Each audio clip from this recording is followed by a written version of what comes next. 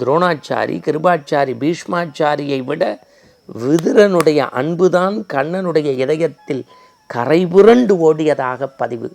அன்புக்கு உண்டோ அடைக்கும் தான்.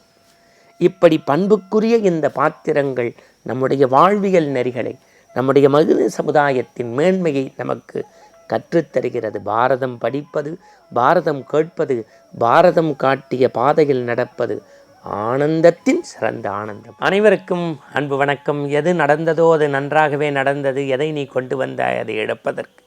எது இன்று உன்னுடையதோ அது நாளை வேறொருவனுக்கு சொந்தம். இந்த மாற்றம் உலகத்தின் நீதியாகும் என்று ஒவ்வொருவருடைய இல்லத்தையும் வண்ண வண்ண புல்லாங்குழலோடும் மயில் இறகையோடும் சின்ன சின்ன பாதமாய் சிங்கார பாதமாய் தன்னுடைய இந்த உலகில் தர்மத்தை நிலைநிறுத்த, அமைதியை, சாந்தத்தை, கண்ணியத்தை, காருண்யத்தை, சமதர்மத்தை நிலைநிறுத்திய கண்ணனுடைய பகவத்கீதை படத்தை நாம் பார்க்கின்றோம். அந்த கீதைக்கு வித்தாக இருந்த பாரதம் காட்டக்கூடிய பாத்திரங்கள். மூதறிஞர் ராஜாஜி அவர்களை இன்றைக்கு நான் நன்றியோடு நினைக்கின்றேன். கிணற்று நீர், ஆற்று நீர், குளத்து நீர், எல்லா நீரும் உடைய கங்கை நீரும் நீருதான். இது தாகத்தை போர்க்கும், அது பாவத்தை போர்க்கும்.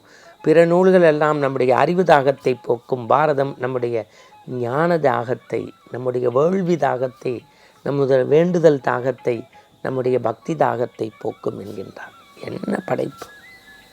நான் வாழ்க்கையில் ஏதேனும் ஒரு நல்ல செயல் செய்திருக்கிறேன் என்று என் மனம் நினைத்தால் பாரதத்திற்கு உரை எழுதியது என்று சொல்கின்றார். பாரதம் காட்டக்கூடிய பாத்திரங்கள். குந்தியை பற்றி மணிக்கணக்காக பேசலாம். ஆனால் நாம் இப்பொழுது மணித்துளி பார்த்து பேச வேண்டிய காலை பொழுது. துன்பம் வந்தால் துவன்று விடுவோம், துன்பம் வந்தால் மிரண்டு போவோம். துன்பத்தை கண்டு துவளாமல் இருந்து துன்பத்திற்கே துன்பம் தரக்கூடிய மனநிலையை பெறக்கூடிய மங்கை பாத்திரம் இந்த குந்தி. எப்போதும் கண்ணனை பற்றி கொண்டு தோல்வியிலிருந்து மீண்டு வருவதற்கான புதிய பூபாலம் பாடிய புரட்சி பாத்திரம் குந்தி. கர்ணன் மணிக்கணக்காக பேசலாம், யுகக்கணக்காக பேசலாம். கார்த்திகைக்கு பின் மழையில்லை, கர்ணனுக்கு பின் குடையில்லை. கொடுத்து கொடுத்து சிவந்த கரங்கள். கவசகுண்டலமா தந்தேன், செய்புண்ணியமா தாரை வார்த்து தந்தேன்.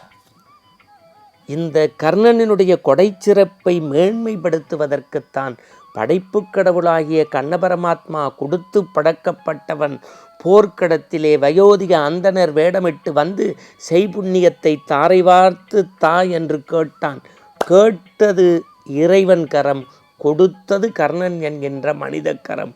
இல்லை என்று சொல்லாது வந்தவருக்கு வாரி வழங்கிய வள்ளலாகிய கர்ணனுக்கு சற்றும் சளைத்தவன் அல்ல. தர்மமே வியக்கக்கூடிய, எப்படி தர்மமே வியக்கக்கூடிய, தர்மதேவதையே போற்றக்கூடிய ஒரு பாத்திரம் தர்மர். பாஞ்சாலி பிற்காலத்தில் பாரதி எழுதினானே, கற்பு நிலை என்று சொல்ல வந்தால் இரு கட்சிக்கும் பொதுவில் வைப்போம், ஆனெல்லாம் கற்பு விட்டு தவறு செய்தால் பெண்மையும் கற்பிழந்திடாதோ. பேசாத பாத்திரமாக பெண் பாத்திரம் படைக்கப்பட்டது பாரதம் மட்டும்தான். முதலில் பாஞ்சாலி பேசினாள். கௌரவர்களை வீழ்த்தி அந்த இரத்த குவிகளில் என் சாந்தால் தடவி முடிப்பேன் என்ற அந்த சொற்கள் பின்னாடி பாரதி பாஞ்சாலி சபதம் எழுதுவதற்கு வித்திட்டது. துரியோதனன் அங்கதேசத்து அரசன். ஜாதியால், இனத்தால், மதத்தால் ஒருவனை பிளவுபடுத்தினால் துவண்டு விடாமல் அவனுக்கு தோள் கொடுத்து நட்பின் பெருமை பேசியது. அரியாசனத்தில் சரியாசனம் தந்தவன், தன்னெச்சில் தான் உள்ளாதவன், தன் நண்பனுக்காக உற்றவனுக்காக உதவியவன். அதனால்தான் கர்ணன் உயிர் கொடுத்தான். பானுமதி துரியோதனின் மனைவி. ஆகா, அன்பு நிறை பாத்திரம். இப்படி பாத்திரங்களின் விதுர நீதியை பற்றி படிக்க ஆனந்தம் வரும். அறிவுடைய துரோணாச்சாரி, கிருபாச்சாரி, பீஷ்மாச்சாரியை விட விதுரனுடைய அன்புதான் கண்ணனுடைய இதயத்தில் கரைபுரண்டு ஓடியதாக பதிவு. அன்புக்கு உண்டோ அடைக்கும் தான்.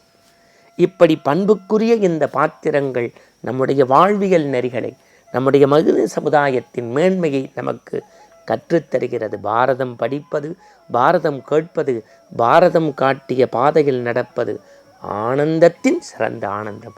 மீண்டும் நற்சிந்தனைகளோடு நாளை காலை ஆனந்த ஆரம்பத்தில் சந்திப்போம். ஒவ்வொரு நாளும் அருள் நேரத்தினுடைய நல்ல நல்ல பகுதிகளை தொகுத்து ஆன்மீகம் ஜெயா யூடியூப் சேனலில் பதிவு செய்கிறோம். பாருங்கள், பலருக்கும் பரப்புங்க. மீண்டும் நாளை காலை சந்திப்போம்.